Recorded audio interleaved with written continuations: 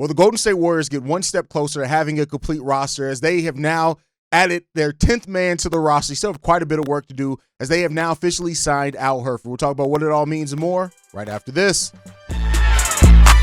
Welcome to the number one place for your daily basketball news and analysis, NBA Central. What's going on, basketball fans? Welcome to another episode of NBA Central, your number one spot for everything basketball related. I'm the host there, Hayes, but more importantly, you guys can follow the channel at NBA Central Pod on every social media platform we happen to be on. With that said, let's go ahead and get into this content. Al Horford has now officially signed a contract with the Golden State Warriors, and they still need to wait on the Jonathan Kuminga to make this this signing official. The length of the deal will be determined at that point in time. That's why it's not reported as of right now. But Al Horford has now committed to signing a multi-year deal with the Golden State Warriors. I would not be surprised if it's a 2-year deal to overlap with the contracts of Draymond Green, Jimmy Butler, Steph Curry, to keep them all on similar timelines with that. He spent the first 9 years of his career, of course, with Atlanta. Then, he had an initial 3-year stint with Boston. He spent 4 seasons with the Celtics over the last 4 years. So he's played a really good amount of time. He played 2 years with the Philadelphia 76ers and the Oklahoma City Thunder as well. But Al Horford's a veteran. He averaged last year 9 points, 6.2 rebounds, 2.1 assists, and still played a solid 27.6 minutes per game. This is a solid depth option at the big man position for the Golden State Warriors as they look to just add some semblance of reasonable depth to their roster. Now the roster does stand at 10 people. With Media Day coming tomorrow, they now will have 10 people there to take pictures. Still no official resolution on Jonathan Kuminga. My wonder now is that does this mean that a resolution with Jonathan Kuminga may be closer than initially thought as something's coming down the pipeline with that? We did hear late last week that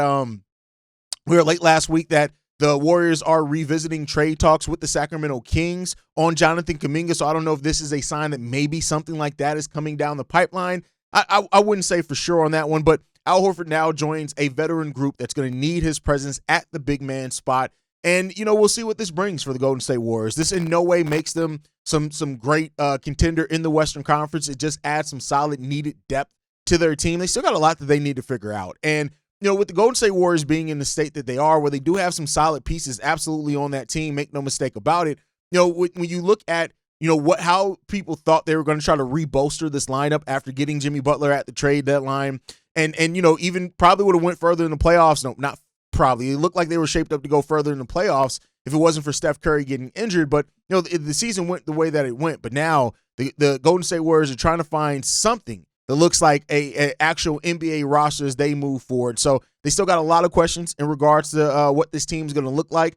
Reportedly, Pods is in good health, ready to hopefully make a step up for this Warriors team. The Warriors who have not wanted to move on from Buddy Hield or Moses Moody in the Jonathan Kuminga talks, but they reportedly wanted Murray to come back in, Keegan Murray to come back in that. We'll see what happens there, and who and what they get, overall in that. But is Malik Monk going to end up being a Golden State Warrior? Maybe. I mean, it would fit the kind of mold of the players that they do need, but either way that it stands, the Warriors still have a lot of business and transactions that they still need to do before the start of the season. And keep in mind, there are a lot of teams that are going to be playing preseason games in less than 2 weeks. And as it stands right now, the Golden State Warriors do not have a legitimate NBA roster. And so that's something that's going to hurt this team. So now you got 10 people on your roster. You still got Jonathan Kuminga out there. Reportedly, they had some other players that are ready and willing to sign, including Seth Curry, Steph's brother. But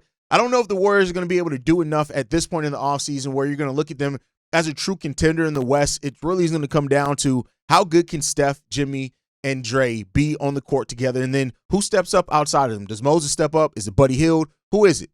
But that's why they play the games, and that's why we will be here to review that part as that goes on as well. But you guys can let me know how you feel on everything down below. Make sure you're following us at NBA Central Pod. You can send us any feedback, questions, comments, concerns, NBA Central Show at gmail.com. And then lastly, if you want to leave a text message and or voicemail for the mailbag, the number to do so, 773-270-2799. We are the number one spot for everything basketball related. I'll catch you guys on the next one. I feel like making a video. Peace, y'all. This has been a presentation of the Breaks Media.